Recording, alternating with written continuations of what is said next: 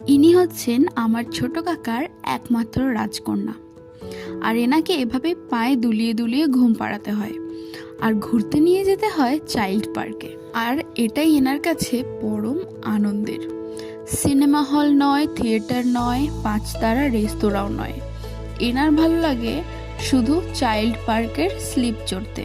আর যদি জিজ্ঞেস করা হয় কিরে কি খাবি, বিরিয়ানি নয়, ফ্রাইড রাইস নয়, পিৎজা নয়, তার শুধু খেতে ভালো লাগে কুরকুরে। তাই নিজেই গেস করে ওকে নিয়ে গেলাম মিয়ামরেতে। তার আগে যদিও আমরা দুজন মিলে ফুচকাও খেয়েছিলাম, সাথে আইসক্রিমও।